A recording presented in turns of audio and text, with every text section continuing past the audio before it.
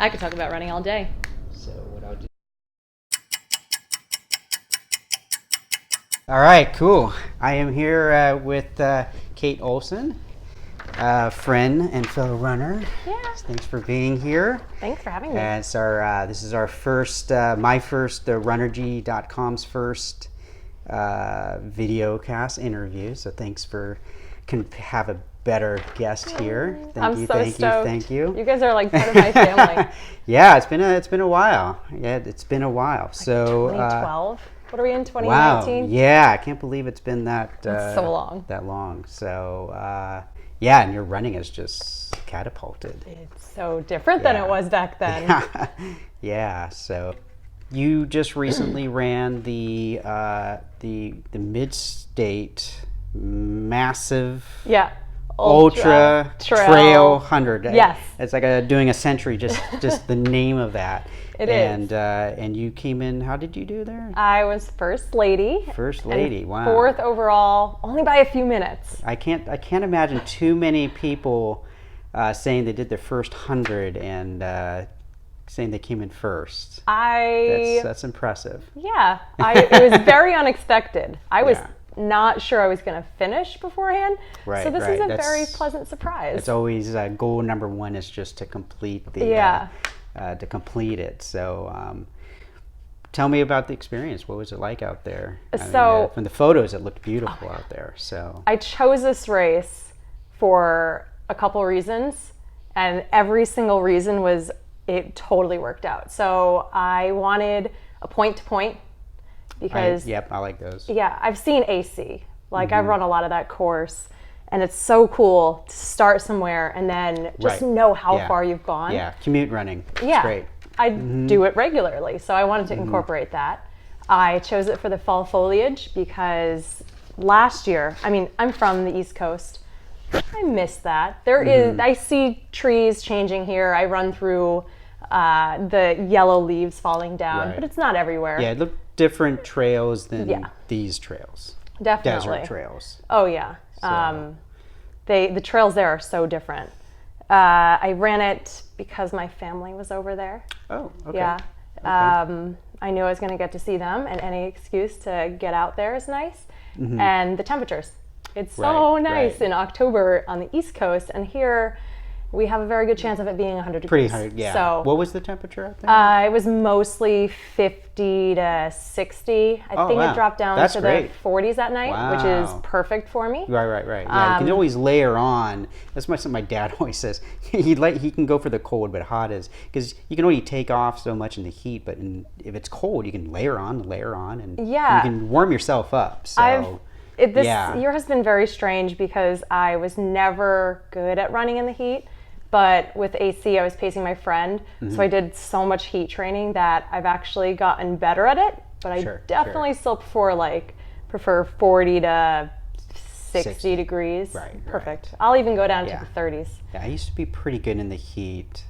And it's slowly coming back, but you have to be out there in 80 degrees, 90 degrees to get used to it. Yeah, and it's really hard to train for heat because you want to train in the heat, but then your performance goes down. Yeah. So you actually want to run cool, but then you're not really getting acclimated for the heat. So it's tricky just doing the right amount of heat training to get ready for the heat, but you don't want to train regularly warmed up because then you're not really training at peak performance. Yeah, so definitely. that's actually cooling vests are actually ideal. I did bulldog loop. I started at like 11 o'clock in the morning one day with a friend. He was training for AC and I was training to pace. So I was like, all right, let's do this. And I was so nervous about it, but it worked out pretty well. It was hot and it was hard. Yeah. But I know that I was really better off because I had no problems during AC, which is notoriously hot. And I had this section of pacing that is the hottest.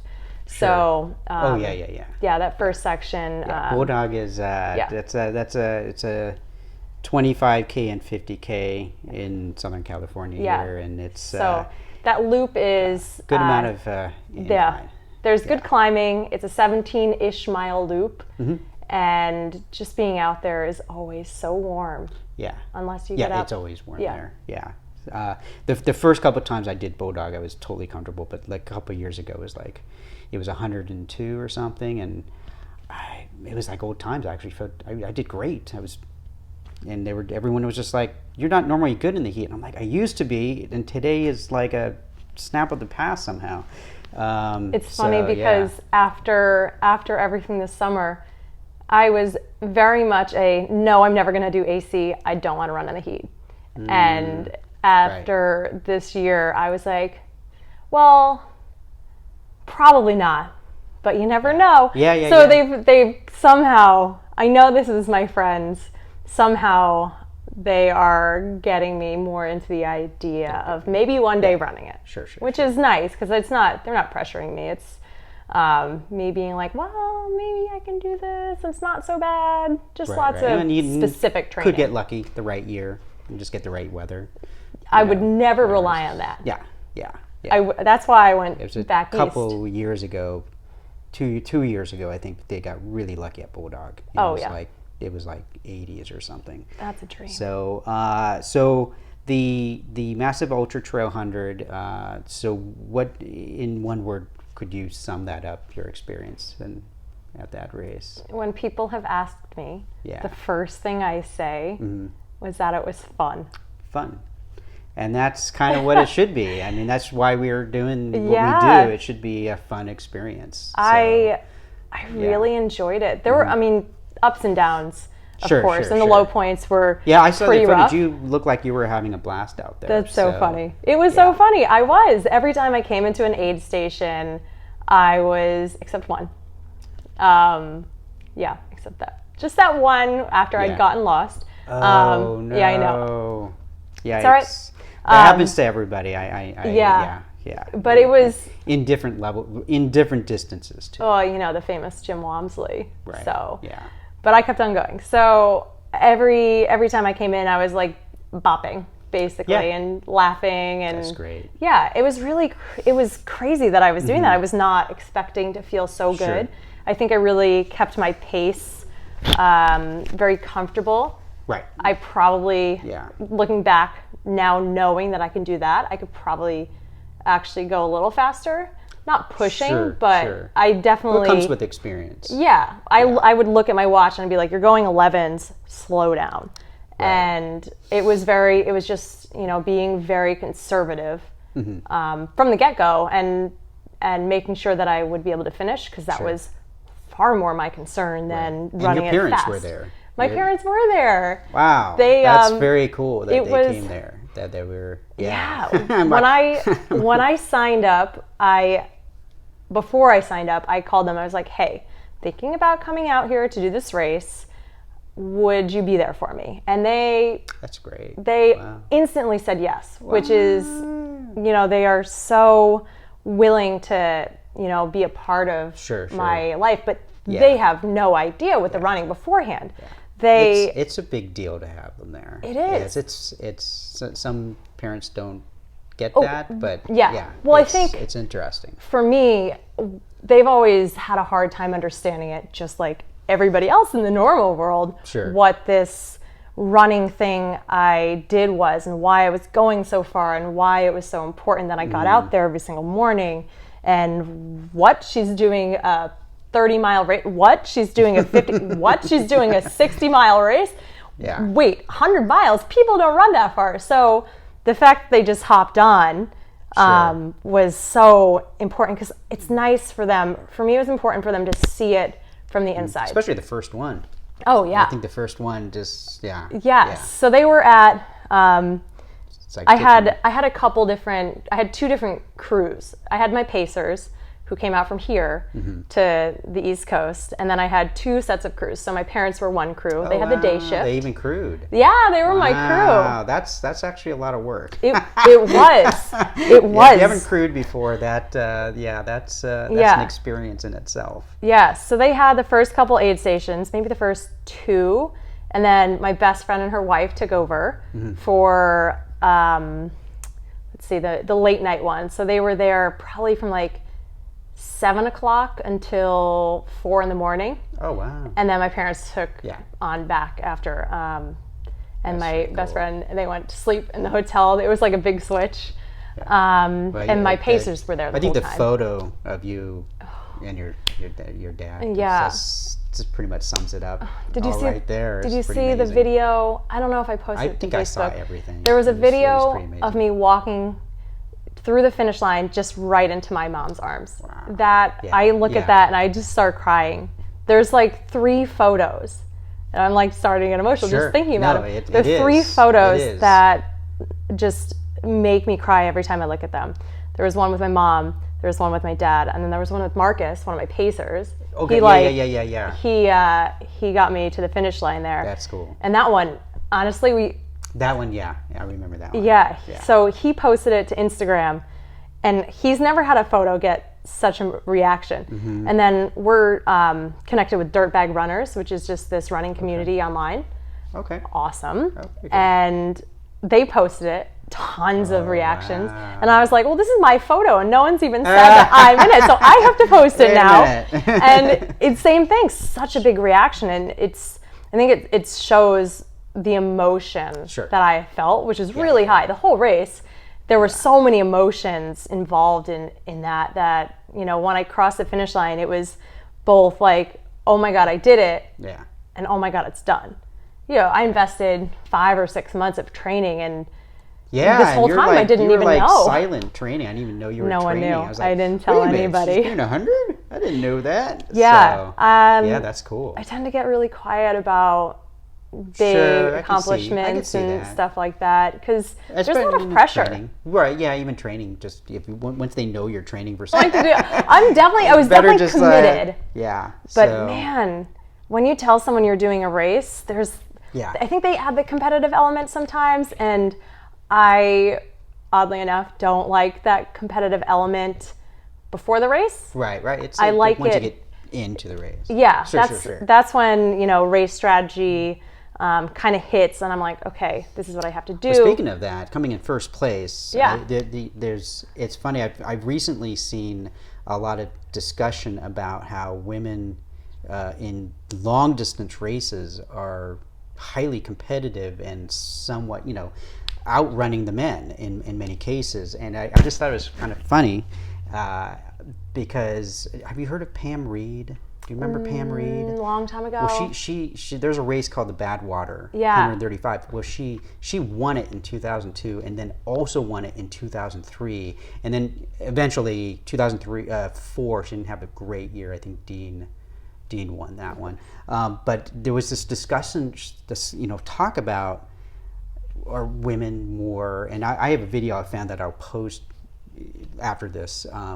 About how back in 2002 to 2003, people were talking about, or maybe women are actually more genetically built for long distance running, and that's why, you know, it's funny because 30 years before that, women were almost like not even allowed to run marathons, and now they're coming back saying, oh, well, maybe they're even more, you know, built for long distance running. Recently, Maggie, I can't remember her last name. Maggie won the Backyard Ultra, that's amazing. She's taken the world. Courtney, everyone knows Courtney now, DeWalter. Mm-hmm. She's won those big long races. Camille she's been crushing it also. So we have some really strong female runners. Yeah. In the obstacle races, you have Amelia Boone for the last couple of years or so. So, yeah, it's very it's interesting. It's for interesting. It's curious to see how that is going to play out. I mean, if you look at the 100-mile record, Zach Bitter ran that in an insane amount of time. I think he was running like 6:30s. Oh my gosh. Something insane. Oh my goodness. And then even like Walmsley's 100-mile at Western was like crazy. That's crazy. But it's interesting to see those gaps for the general, apart from those absolutely insane, superhuman people. Right. I think us mortal, human blood pumping people here. I think our top females are better than most men. Yeah, no, they're our top men are, I can't even fathom how they're doing that. But it's really cool to see how well so many are doing. Yeah. I mean, a lot of times, the other day, Griffith, I was more concerned with, what overall Griffith, place you did was great. I? Yeah, I just did the Griffith Park 30K. That was not planned. Right, yeah. So it was pretty good. Yeah. And I took the advice of both Kira and Paulo, and they said, use it as a training run. So I used it as a very hard training run. Yeah. So not exactly that's what a lot of an easygoing thing, but you just do. Some people, a lot of ultra runners will do marathons as just a training run. Yeah. And you just get used to not doing them competitively. Just you stick to the clock, the time that you need to do for that training run. You need to just it works on your discipline as far as staying with that time. Yeah. And takes the pressure off. So I do a lot of, instead of looking at my watch time-wise, I do a lot of effort training. I'm mostly effort. Yeah, that's what I'm doing. I think I put pace on like the third thing I'm always looking at the heart rate, despite being a heart rate monitor is not being 100% accurate, but as long as the heart rate monitor is consistent, and so that this, is consistently around the same amount of effort, so... Yeah. So, okay. Well, we'll take a quick little break. Cool. And we'll be right back in just a few. Okay, we are back, and with Kate Olson here, good friend and fellow runner, and my first guest on the show. So, my question here is: obviously, you enjoy running. You've been running as long as I've known you, which is several years. Did you? When did you start in running? Did you run in high school or? I wrote a blog post about this recently. You did? Yeah. No way. I wrote it. Oh, I'm in trouble. You can read it. It's okay. I don't always post them everywhere. Oh, maybe I did see that. Was that really recent? It was like a week ago? No, I think that was a different one. Okay, it was a couple weeks ago. It was right after the race, the 100-miler. Okay. It was a letter to my softball coach, who was the reason I started running, surprisingly. Right. Yeah. When I was a freshman in high school, we sat down for a pre-season kind of meeting, and he told us we were going to run a 5K in the spring. And me being I was in high school, that was my world softball. So I really wanted to impress him. Mm-hmm. So I was like, all right, I am going to get training. So I'd run a little bit, a couple miles. Mm-hmm. I'd run this one loop, and at first my friend joined me. Mm-hmm. Actually, the one who paced me, or not paced me, who crewed me. Oh wow! You've known him since high school. Yeah, the one who crewed me during the middle of the night, Erin. She would run with me, and she very quickly stopped running with me, and then I was all alone doing it. But yeah, it started freshman year. I was 13. And I just never stopped. Oh wow! Yeah, that's not unusual. My friend Colin was a tennis player, and he started running to get in shape for tennis, and he was surprisingly good, and so he just had more fun with the track group. Did he quit tennis? He quit tennis and went to the track and cross country. And, that's amazing. Yeah, I mean, because the first year I was the number one ninth grader, or in my school, and then 10th grade he showed up, and we were kind of tied with each other, and in cross country. And then by tracks, what happened is between cross country and track, his dad knew a Laszlo Debori, who was the third or fourth guy to break the 4-minute mile. Wow. And so he coached him. He was kind of a legendary coach here in LA, and so he got that. And so he came back in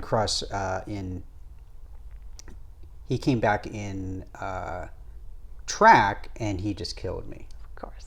Yeah. So and a lot of coaches go after soccer players. Yeah, which makes sense. I was still playing soccer too, but I never did cross country. I mean, I played softball 4 seasons a year in high school, and then I was recruited and I played in college, and there was a point at the end, I think I was a junior, maybe a senior, and I was like, oh no, I'm going to lose softball. Like, where's my competitive outlet? Like, what do I do? I'm going to be an adult. There's no, fast pitch softball. Sure. So I ran my first half my senior year. I think it was my senior year. I was back east. Right. I went to school in Pennsylvania, lived in Connecticut. Wow. But my first half was the OC half because my sister lived out here. Oh, okay. And it was the old course. It was in January. It was the old course. So I flew out here. I came and did that. And then my first marathon, the next year, I was never going to run a marathon. But I watched New York, and that night I was like, I got to do a marathon now. So I signed up for the OC full. Oh, wow. Yeah, I think that was 2008 for the OC full. Oh, wow. I cried. I remember coming up a hill in Irvine and seeing a sign like something about you're almost there, you are amazing, you did it, and I was just like, waterworks. Aww. But I think I cry in most of my races towards the end. Like Sure. anytime I up a distance, I'm very emotional. I have so many emotions during races. Yeah. Mostly happy, sometimes a little bit. Mine's usually oh good. I made it through it. Nothing cramped. I've gotten pretty good at it though, so I keep focusing. That's like my number one focus is don't cramp. I think at the end I'm like, oh my God, you did this amazing thing that you didn't have any idea that you could do. Like, how cool is that? Right. And I'm just like, I'm so proud of myself. I think I do a lot of positive self-talk. I've been talking with one of my friends. I do so much more than I think people realize. When I'm climbing a hill and I am kind of working hard, I'm like, you can do this. You got this. If I need to slow back, I'm like, all right, pull back. You got this. All right. Keep it steady. Keep it steady. And get to the top. I'm like, you are such a badass. You just climbed that hill. I think the longer you run, the more conversations you have to have with yourself to keep yourself motivated and focused on. Yeah. I think I'm always motivated. I think, sometimes you need that extra push to know that you're still being awesome. You know, that pressure that you could put on yourself. I don't want that pressure. Yeah. It's different than like a 5K or 10K. 5K, 10K, it's just like, okay, go. And you just run like hell. You don't even really think about it. There's no conversation or just go. And then marathon or longer is kind of like, okay. Pace, right. Just focus on now. One step here. I actually just start tapping steps in my head. Tap, tap, tap, tap, tap, tap, tap. Some people will count. I am nowhere near any of those things. I'm like, oh, look, that's a pretty cloud. Yeah. Oh, look at that nice person smiling. Then I see a person, especially on trails, I'm like, oh. I'll run up to next to someone. Hey, what are you doing? How you doing? I have a lot of chats. I was hysterical at the aid stations.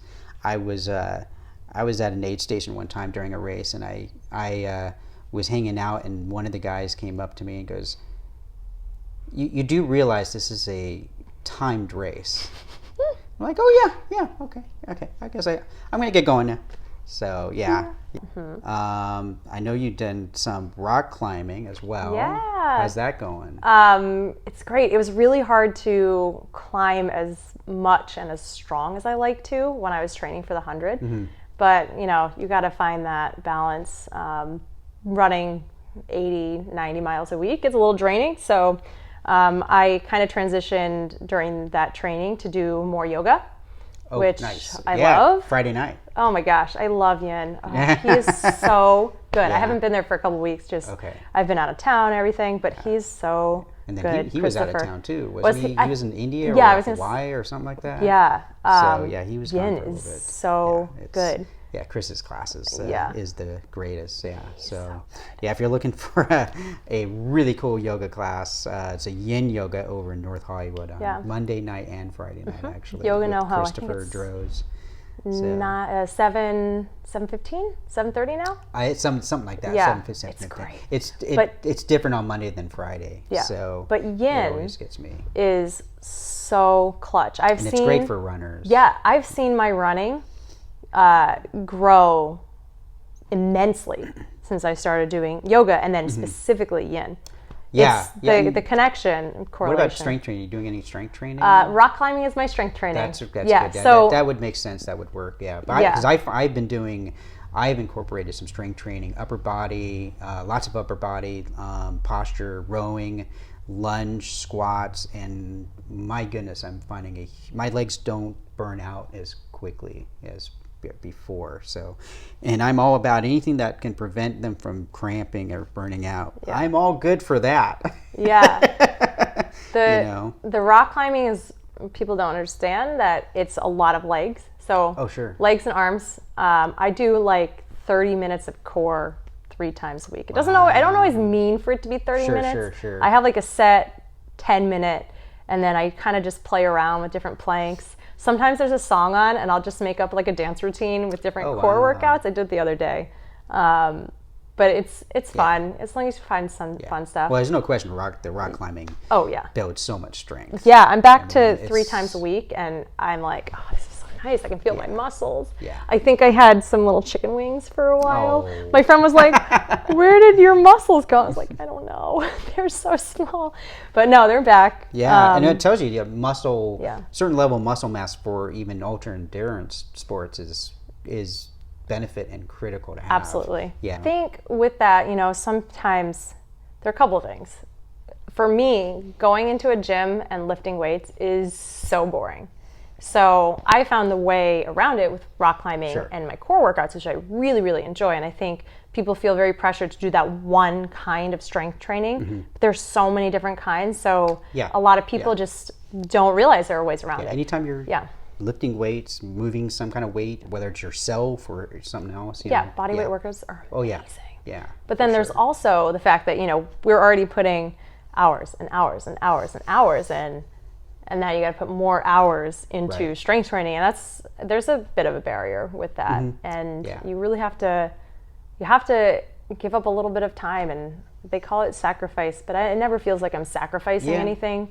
I've just got different interests, and these are my interests. I think if you're enjoying it, it's not a sacrifice. Yeah, definitely. But it's helped. The strength definitely has helped. I mean, when I do strength and I'm at the gym, it's literally, I'm done in 30 minutes. It's great. It doesn't take, it's 3 days a week, 30 minutes, give or take 5 or 10 minutes. And thank goodness, because that Griffith Park race, going uphill, I literally was like, wow, those squats and lunges, I can feel that it's benefiting me right now. Like, I'm like, thank goodness I did those. So you had done some halves and you've done some full marathons and stuff, but what made you decide to jump into like the ultra marathon? I read a book. Oh, wow. I read a book. Hey. I mean, it wasn't even Born to Run. I read that ages before, but I read one of Dean Carno's books. Nice. Dean. I can't remember which one it was. Run? Was that one? Ultra Runner? Maybe. I can't remember which one it was, but I read it. I believe he just came out with a new book. I think maybe too. Yeah, I think he just came out with another book. Christopher McDougall did too. Oh, wow. The Born to Run guy. Yeah, books are hot right now. So a lot of people are popping up with more books than ever now. I like to read about, my world. I think part of it is because the audiobooks has gotten very efficient. So when they get a book, I think they can get the audio book, like Audible and stuff. I think it's gotten very efficient getting it into an audio, and people are really into audio. You can pop your headphones on, go for a run, and listen to the book. That's true. You could be on a treadmill. What I do. Listening, running, listening about running. Yeah. So I think, So anyway, so it was one of the books. 2012. I had just gotten laid off. Familiar. From my job. Here. Go figure. Entertainment industry. I can't imagine letting you off. Well, that's a whole nother story I could get into. But so I read this book and I was instantly like, oh, I want to do that. So I was running I think I was running 9 miles a day 4 days a week when I was laid off. And then I was bumping by half a mile every couple of years. Mm-hmm. So I bumped up to 9.5 pretty quickly after that because I was like, all right, I got the time. And then I was like, 9.5, I might as well go to 10. And then at that point I was like, well, let me just go out for a 13-mile run and see how it goes. Right after I was reading that book, and I was like, yeah, I think I could do this ultra distance. So is that the book that he mentioned he went out and did 30, a 50K, 31 miles at night? It was a pizza one. Yeah, I think that's the first book. Yeah. Yeah.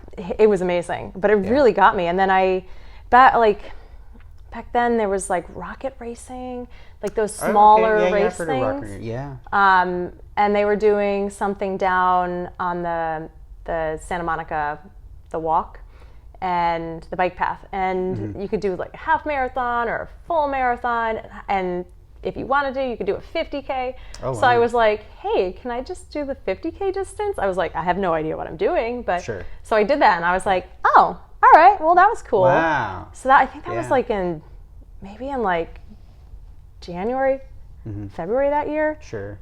And then that next year, later in the year, I did the North Face Endurance Challenge, the 50 miler, 2013, Whoa. The old course.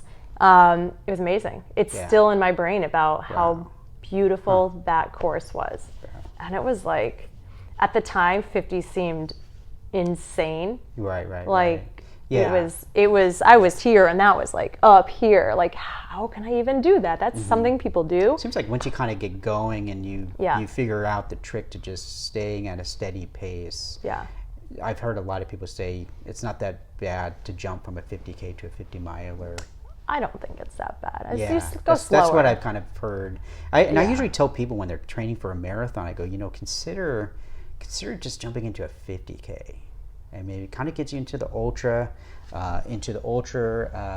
distance, which has kind of got a little bit of a bling to it compared to a marathon. Nothing against the marathon, but. I think it's kind of cool. Oh yeah, I'm an ultra runner. I've done an ultra. It's right at the very beginning of it. Yeah. But I always thought 50Ks were ultras. People don't always count as that, but you're doing more than ultra. It's an ultra. Yeah, if it's over a marathon, you're in. So, and it's only 5 more miles, which true when you're at mile 25 or 26 of a marathon, you probably are not thinking, oh, I want to do another 5. This sounds great. Yeah. But I think training for a 50K or the mentality or even for a 50 mile, I always tell people, when you're doing research training for a marathon, research the ultra marathon people, because they're going to get you really, really ready for the marathon. And then you'll see what I mean, where 5 more miles is not that much more. I do the same exact training for a 50K that I would for a marathon. Yeah. Exactly. I don't do anything different, although I haven't run one in a while, so I don't know what I would do now. I'd probably just not call it training. I would just do fast days and long days. There's a couple of people from one of the groups I run with. They're doing a 35-mile run this weekend for Where's that one? They're doing it's a training run. Oh, so they're doing 35 for I think Ray Miller 50. I think is what they're doing so far. I think people train way too far. Way too far. Way too much. Yeah. I did for my 100. I'm a long distance train person, so for like a half marathon, I typically would train up to like 15 or 18 miles. I'm an over distance because I have to go really, really slow. Yeah. So that way, the percentage of what the race is easier for me. So I tend to overtrain, but I could see I wouldn't overtrain for a 50 miler or something. I think 35 is way too much for a 50 miler. Yeah. And that may be their longest run that they're doing. I don't know. I hope so. Yeah. When I did my first 50, I overtrained. I did 38 miles. I think you have to learn sometimes, but I did like 38 miles, 40. I tried 40, but I was just like, nope. It was great. It was before I was really on trails, and I was running all over Los Angeles. And I was like, I'm going to head back. And I hit the metro and I metroed home. It was great. I love the metro. I use the metro. I love doing those kind of runs where I run to a certain point. Like I said, I love point to points. And then you just take like an Uber or something back. I think those are so fun. I have this one run, and it started this summer, where I would take an Uber Lyft to Griffith, like Travel Town. And I would run around. I'd run up. I'd run over. And then I'd go down Ferndale Canyon, which is beautiful, and I don't think most people know about it. No, Griffith is like, it's brown right now. It's yellow and brown. And there's this little section, there's this little waterfall, and it feels like a rainforest, and it's so cool. Okay. And then you go down Western, and then the metro's right there. So then I metro home. Oh, nice. And I do, I call it a cool down mile. Sure. It's still at like 8:30s, but it feels really good. So I did it last week. I think it was like 14 and a half miles I ended up, but I thought it was 13 and a half. I just wasn't paying attention to the watch because I don't have it up there all the time. But speaking of that, so what were some of the gear that you used out for your 100? I'm a gear person now. I used to not care. Yeah. I used to like all this other stuff. I have my shoe brands that I liked. Yeah. But I have transitioned everything. I've gone through every single kind of brand. I'm a Salomon shoe person. Yep. I have a lot of people like theirs. They're great. Yeah. They're really good for trails. I actually wore 3 different pairs of shoes during the 100. Oh, that makes sense. Yeah. About 2 to 3 is pretty normal. Yeah. I started with the S-Lab Sense 7s, and then I switched over to the S-Lab Sense 7 SG. That's the soft ground. Okay. There's like larger lugs. Okay. And then for the last bit, I changed into my Sonic RA Pro 2 road shoes. Okay. So I was just like all over the place with them, but they worked really well. I think the key is just rotating. Yeah. And what about socks? Did you change your socks out too? Yeah. So I've had some people say they can even just do one shoe. They just need to change out their socks every once in a while. No, I mean they were getting wet, but the shoes I just needed to change. So Balega all the way. Right. Okay. Gear wise, let's see, going up. I just got this Koros. Yep. It's the Apex I've been kind of eyeing 42. Those for a little while. Yeah. Oh, we have small wrists. Yeah, I have very small wrists. So yeah, I got the 42. It doesn't have as much battery life as the 46, but it also is comfortable on my tiny wrist. Right. Yeah. So it totally works. Yeah. What I like about this one, and what probably is the best part about this for that race, I can upload a map onto this. Okay. So I can put my GPX files on here and then have it going, and when I went off course, it would like be like, hey, you're off course. I was like, oh, cool. One of those times I did not pay attention to that. I was like, no, funny. This is where it says I'm supposed to go. Well, you're doing way better than me, because I mean, being a techie geek that I am, the maps and stuff on watches just freaks me out. I'm like, I'm never gonna figure out how to do this. What's going on here? How do you get this map? I'm like, did not know how to do it. There's a picture I posted. I literally was learning. I got this, and I had already left for my race, and my friend picked it up, who was pacing me, and he brought it out. And the first time I used this was the race. Oh, and we were standing at the start line. I was like, wait, how do I get the map to go? Wow. So it was super easy. That's like I had uploaded the map, but I just had no idea what to do. And the funny thing, this service sounds really great. I called them, and they were like, they had somebody on the phone in no time. Super friendly. Yeah. I hear it all the time. It's got an alarm on it, which I need. The battery life is, I mean, I think the big selling is the battery life. I think that's what's going to really give some competition to the big names out there. Yeah, I mean, this and Sunto are basically the big names in Ultra right now. Although I think Garmin came out with like a solar powered one. They have one that has a solar ring around it that keeps the battery life from going down as much. Yeah, amazing. Yeah. It's just a matter of time. The battery life on these is not even going to be a conversation. It's just going to be so incredible that it's. I like the app for this too. Oh, I love cool. the Garmin app. Oh, okay. Yeah. Okay. I didn't check out the Sunto app. I heard ups and downs, but I know they updated it. Yeah. So right. The one thing I miss about my Garmin is that there's a Find My Phone feature on. I don't know if you knew that, but there's a Find My Phone feature. So I still have my Garmin charged and near, like, in a place in my apartment. So Koros, if you're listening, get that. Where's my? I just need. Well, I always lose it. I don't know. My keys in my phone always lost. So I still have my Garmin charged. I can't get rid of it. I need it so I can find my phone when I'm like, when it like goes between your couch or something. Sure, so. Yeah. It works, but I love this thing. It's great. It's really worked out well. So I think I haven't charged it for like a week. Oh yeah, no, the battery I'm at is amazing. 12%. Yeah. And nutrition? What did you do out there? Nutrition. I'm a honey stinger. Ooh, I haven't heard that name for a little while. Oh my god. Wow, yeah, honey stinger's great. So I've always had a tough time with figuring out what to eat during runs. When I ran the 100K last December, the San Joaquin River Trail 100K, I had a dip, and I was like, well, all I've got left is this waffle. And I went, the gluten-free waffles. I think it was like a cinnamon, which is my favorite flavor. But because I usually just do the chews. So I had that waffle, and all of a sudden, my energy, like I was down here, I went up, and I just went back. Oh, nice. Like I was running with a friend, and I was like, you gotta go ahead, go on without me.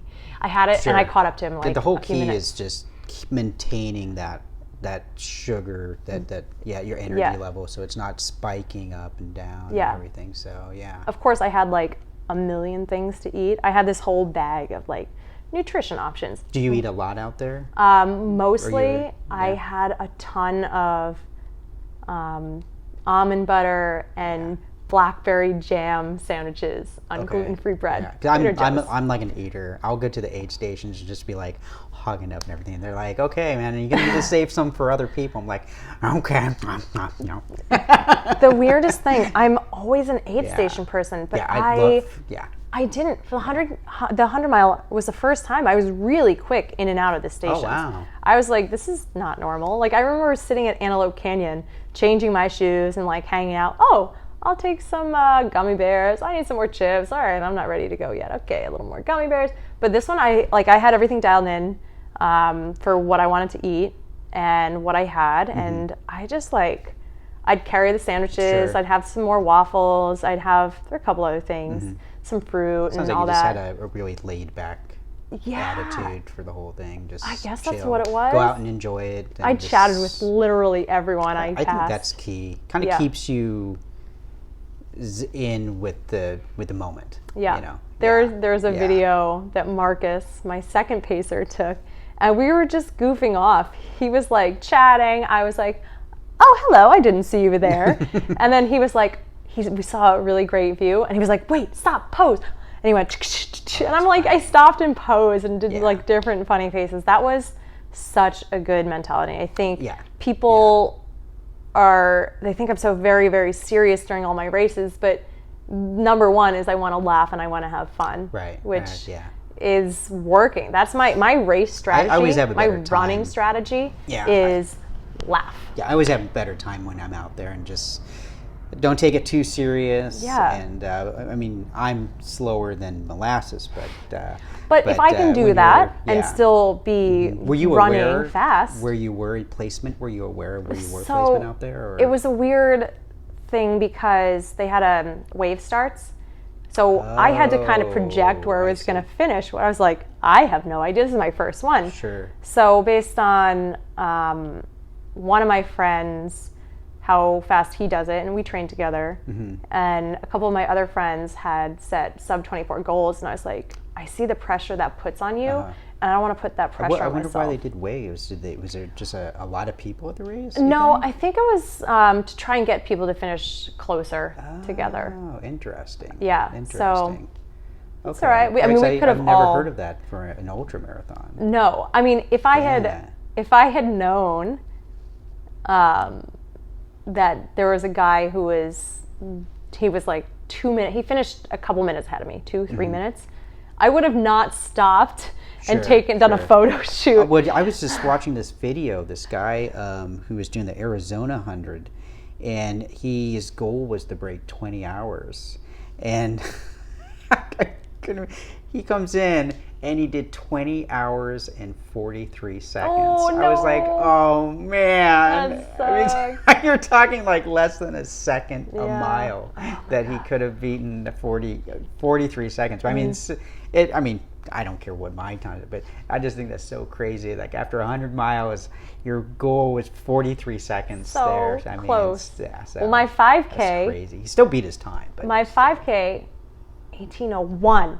I was like, really? 2 seconds, I would have been sub 18. Come on. Yeah. But I didn't even know I was that close. That's so funny. I was just like, all right, that's fine. That's pretty crazy. Yeah. I've gone all over the place in the last year.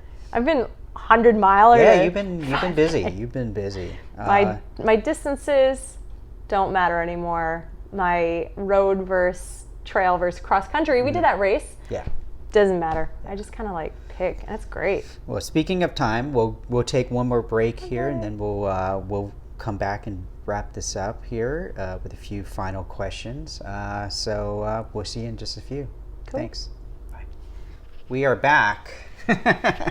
So just continuing on the conversation of nutrition out there. You said you were drinking what was the other thing? Noon. Right. I've had Noon forever. Yeah. Did you know they came out with like an endurance thing? I love that. Yeah. I always have the tubes, but I threw in a couple of the endurance.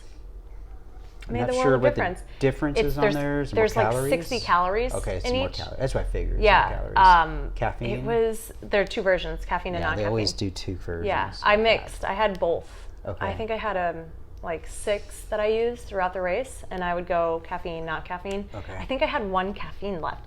Normally, I need the caffeine. I rely caffeine? on it. Yeah, I'm starting to like the caffeine too. I use it in the mornings, but I didn't take in that much caffeine during the race, which blows my mind because I was very afraid of falling asleep and needing to take a nap. Yeah. And then I didn't have caffeine and I was fine through the night. Okay. And once it got dark at like 6, I just the whole time, 6 until someone told me at 4 a.m., I just thought it was midnight the whole time. Wow. It was crazy. Yeah, you're just at that in the zone. Yeah. You're in that moment of you forget time out there. You really do. Yeah. She told me it was 4 a.m. and I was like, wait. Yeah. Really? Yeah. The time goes by. Even that little, like just a half marathon that it did, I couldn't believe the hours were just going by. It was just like, okay, it has an hour. Okay, I figured I have like 3 more hours, and then it's just like before I knew it was like, oh, okay, well, that was an hour went by, and then like, boom, another hour went by, and I was like, oh, I'm almost done. Running is time travel. Yeah. It really is. I think that's like the best way to describe a lot of these races. Like, before you know it, like, I don't know, 12 hours has passed. I always said I would be happiest if I could just run all day. And now I've done it. And I'm like, I was right. It was great. So Noon, I've used that for years. So, it's always funny because there's so many products and everyone has their one. Like I will try to give my like Tailwind friends some Noon, and they're like, no, not for me. I'm a Tailwind or I'm a Scratch. Like for me, I do Fluid. Yeah, I'm a big fan of Fluid. That's great. It was on the course last weekend. Yeah, and it was which was very cool. Fluid and the recovery drink I think is really good. Yeah. I haven't found. There's one other one, I forget what it is. My friend will kill me. But as far as recovery, the Fluid is really great. I like the kind of light crystallus kind of flavor from the Fluid as well. It's not heavy tasting or anything. I feel Noon is pretty fresh like that too. I haven't tried the Endurance, so I'd have to see. Do you still get the classic Noon bottle pop in your face things? Oh my god. You're just like running along and all of a sudden you forget and you go to have some of your Noon, you open up your bottle and just Yep. Yeah. I love that. That's it always cracks me up. I'm like, man. Yeah. I always have to remember. The Noon one. That's all right. Especially the bottles that don't open, they're already like they're already open. Yeah. And they take like sucking onto them to like get the fluid in. Those I usually always have to like squeeze them first, just get the air out, from the Noon, and then it's funny. Yeah. So speaking of recovery, I also have a CBD that I take because that's all the rage now. Sure. But like last year, I guess that's this year. Last season, I was looking into the different products, and there was this one, Pure Power. Okay. I love it. They have like a full system. Okay. I was like, can I like really consider doing this? But they have like, they have a one that I take in the morning that gets me going, like recharging me in the morning. Oh my gosh, I'm so embarrassed. I can't remember the name. And then I know I do terrible with names too. It's just like.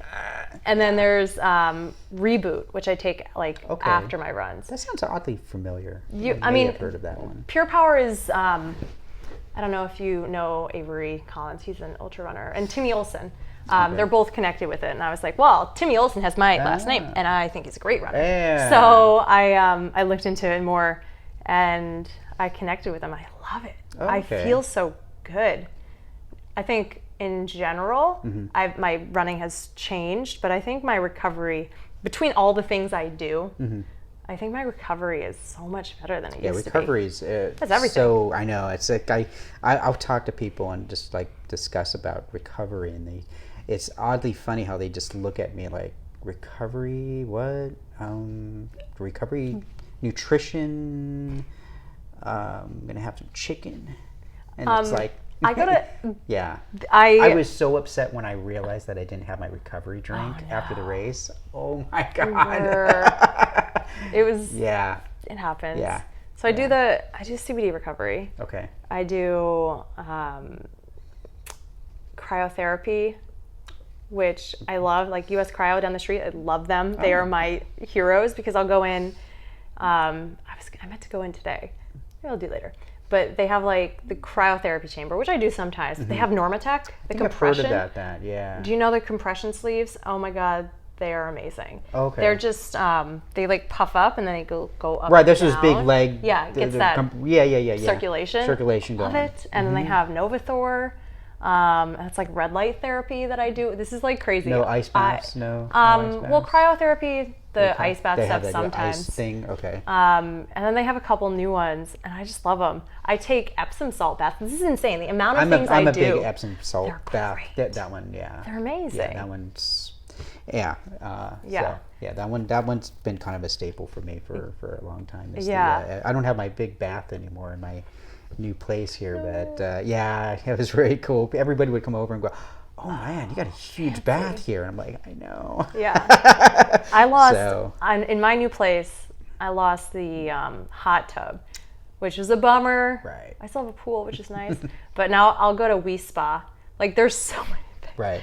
I just want to make sure I'm feeling great, which is a lot. But that's the whole key is that you beat yourself up and then is to get yourself back to neutral, back to norm, you know? So it's just that repetitiveness of doing that. So whatever system works for you is, you know, for if it's Epsom salt or if it's ice baths or, you know, whatever. You just have to try whatever and see what works for you. I think people are afraid of doing anything, so most people do nothing. Right, which is I always try. Which is still doing something. You're doing nothing. Yeah, but I don't think it'll help. I always try and pull my friends, and I'm like, well, so you're feeling bad. What are you going to do?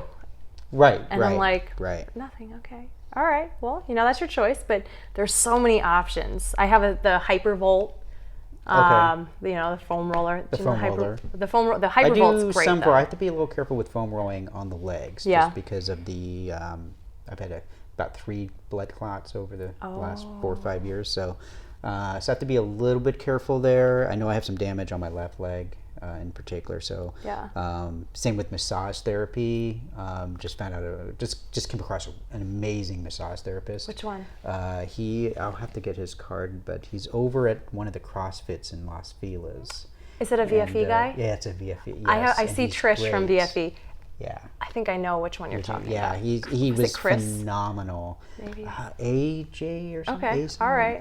No. Yeah, I have his card right over here, but you find your it was person great. But I have to tell them in advance that I've had blood clots, so you need to be a little gentle on the legs. Yeah. So, what tips? What maybe 2 or 3 tips would you have for someone getting into maybe thinking about doing an ultra marathon?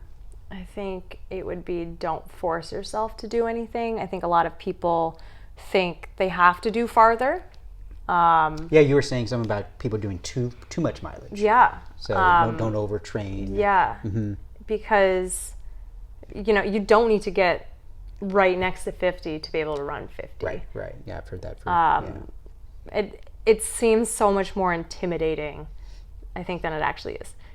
In marathons, it's pretty intense, a little bit more hardcore. And when you're in ultras and when you're on the trail, the amazing thing is you slow down. Right, you go a little easier.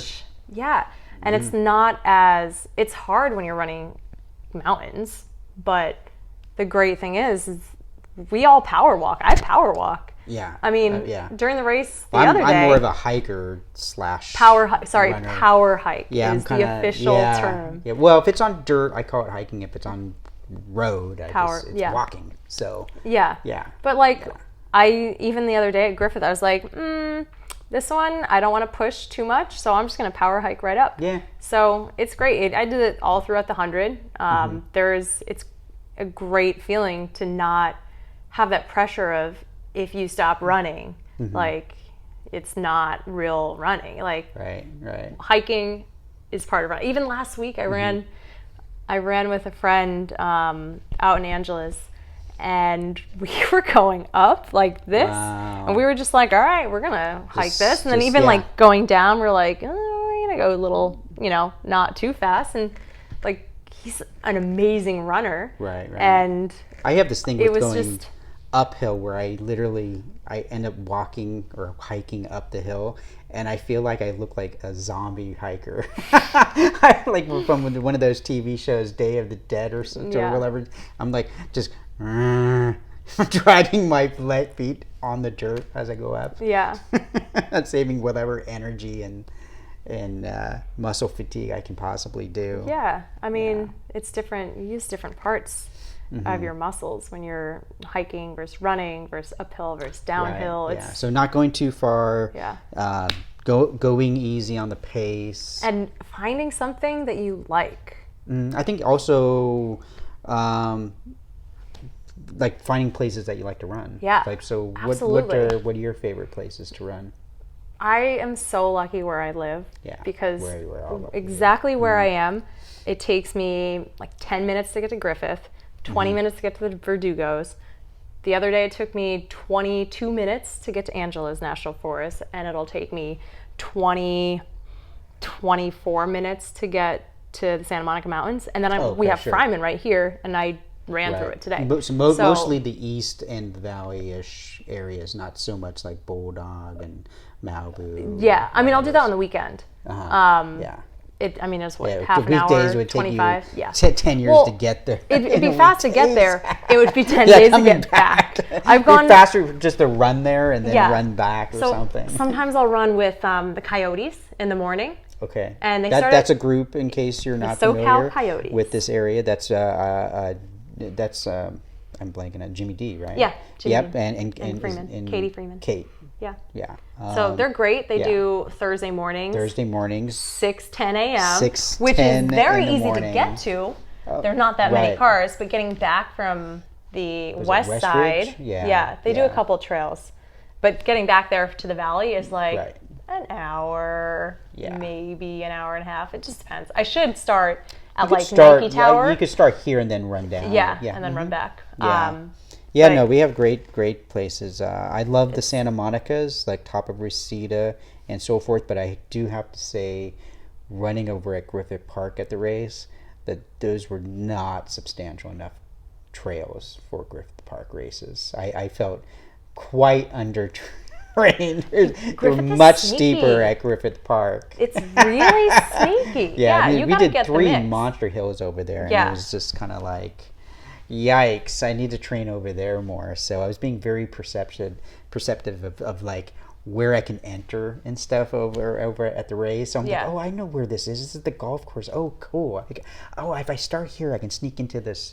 Yeah, because that's I wasn't too familiar with like starting points and stuff like that. Yeah, I ran one of my favorite trails on Tuesday, El Prieto, which is up by JPL, and it's like a climb for 2 miles, and it's so nice. Oh, wow. And then you get up there, and you can see all of Los Angeles. And I was up there for a reason, because I looked down and it was just smog. Oh wow! I was like, oh man. Yeah, it's like that doesn't look too good. Yeah, so I went deeper into Angeles, and it was very fresh air. It was very nice. I'm very interested to find some of those other places. You should look up. If you want a climb, Bailey Canyon. Is like 2,500 feet of climbing and 3 miles. Wow! And it's amazing. Yeah, I actually felt I did pretty well at Griffith Park on the uphills. I was pretty surprised, because younger I was quite good on the uphills,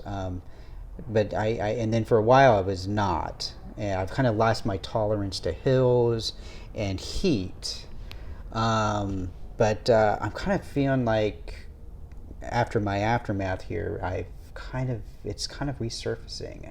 I was pretty comfortable on the uphills. They just kind of like, went by. Speaking of tips, one of my things is what I call the amusement park choo-choo train up. So what you do is you just kind of go uphill. You just kind of go tick, tick, tick, tick, tick up the hill, and it's pretty funny. I actually gave that suggestion to a friend of mine many years ago who was doing an Ironman. I still bump into her at least once a year, and she comes up every time. She goes, you know, anytime I do in hills, I still do that, and I go I find myself doing it like Nice. 15 years later. I love my tapping. Yeah. Tap, tap, tap, tap. Those hills at Griffith are They were pretty intense. substantial. The only way you can be good at the hills is to do 'em. run the hills. Right. So I think a lot of people do it differently. My way of getting better at them, and I practice this just going up, like running up to Mulholland. Sure. I would, I'd go until I was like, you have to stop. So I'd note that point, and then, you know, the next time I was up there, I'd go just a little bit farther. And I'd be like, all right, and a little bit farther. And then finally I was able to go Ventura to Mulholland, and I was like, I got this. Yeah. Like Dixie Canyon, getting up there. Oh, yeah, Dixie Canyon. I love that trail. That's a good one. Oh, it's a great one. Yeah. I love it. And I can go up there. You do repeats on it? No, because it takes me like 4 miles to get to the street, and then I'll run up Dixie Canyon, through the trail up to Mulholland, and then I'll run over like down through like Williker, Coldwater and Williker. Sure. And it turns out to being like a 12-mile run, but nice. It's great. Like just noting like little wins, little progress. Right. I love it. That's a key thing too for training. It's always this. You're always running this step or this mile. Don't think of it as like, oh, I got to get 10 more miles in or whatever. You just break it down into there.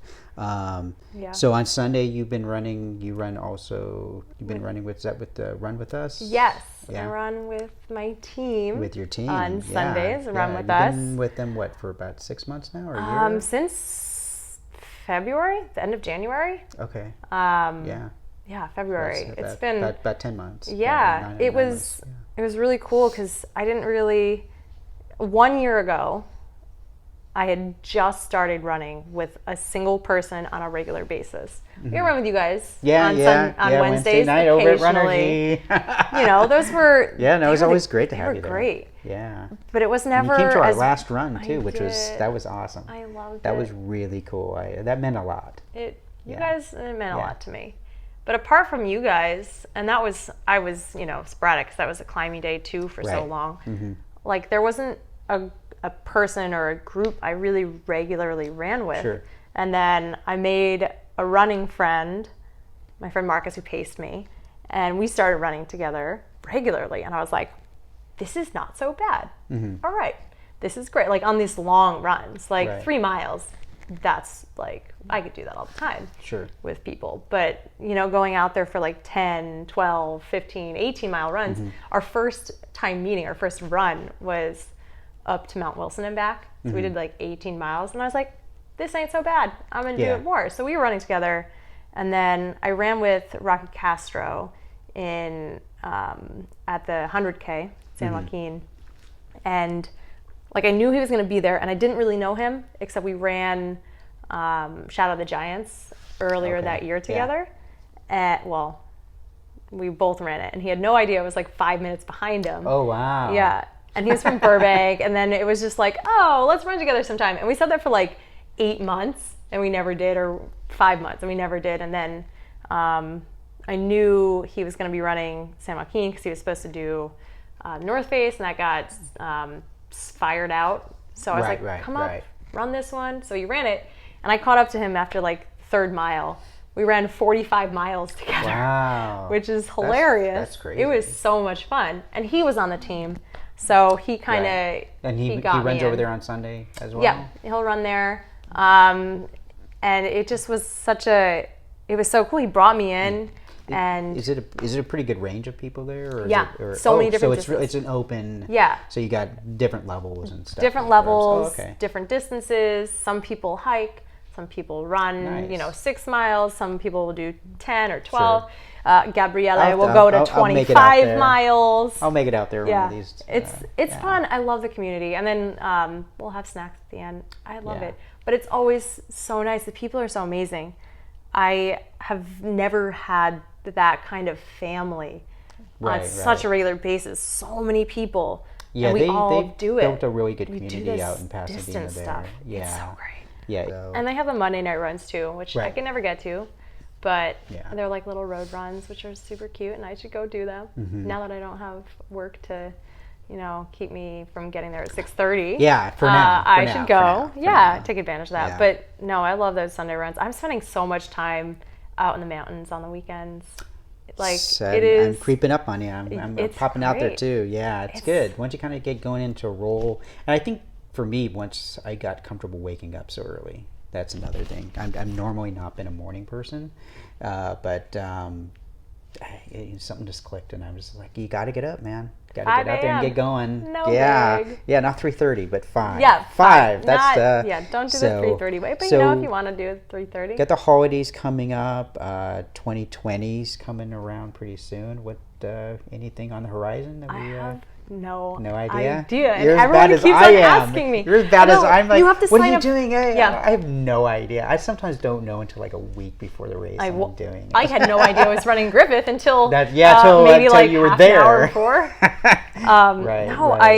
A lot of these races you have to sign up so early for, and my current mindset is I have no idea what I want to do. This 100 kind of threw me off because I had the mentality that I was going to go back and do some 50Ks, some shorter stuff, because I really like going fast. Right. But then the 100-miler, I loved it. Well, 100. Yeah. I did register for the Berlin lottery. Oh, nice. So I'll know in a week or 2 weeks if I got into that. So I think maybe I'm holding out a little bit to figure out my schedule. Going international here. Yeah, I did Tokyo. Oh, that's right. 2017. That's right. I'm like, this looks like different. how I want to spend, 12 hours of my life, 100 hours. Sure. Or 100 miles of my life. Like, that's why I did Midstate. Those pictures, the fall foliage. Right. Like, how could I not want to run in that? Yeah. So I'm like weird with all of that because I know it means I might not be competing against the best of the best. Sure. But there's races for that. There's the races that you can do for that. Yeah. And eventually I'll hop on to one of them one day. But I want to do Squamish, the 50-50. Oh, nice. So that would be so you got that. Super cool. Yeah. But the registration's Where is that next week. Squamish is like around Vancouver. 50-50 is you run 50 miles one day and then the 50K the next day. There. So Vancouver, I love Vancouver. Yeah, it's beautiful, really but nice. I've always wanted to run in Squamish. Like the trail is just like gorgeous. So, and it's in August. I'd have considered AC this year, but my brother's getting married that weekend. Oh, yeah. So there went that. Good thing. Don't have to worry about that pressure yet, but. Well, cool. Well, we're going to kind of come to a close here and wrap this up. Thank you. Thank you so much. Congratulations again on your win on your first 100. That's a good way to no pressure from there. Yeah. Oh my God. No, it's been fun. Yeah. So, well, thank you so much again. My first guest on the podcast here, video cast and everything. All day about running. I know. Same here. Well, thank you guys for joining us. I hope you got some cool listening there and some cool tips and so forth. And maybe they gleaned something good out of our banter. I know. I hope. And my rambling. So we'll be back and for the next podcast, video cast. Thanks for joining me and have a cool day.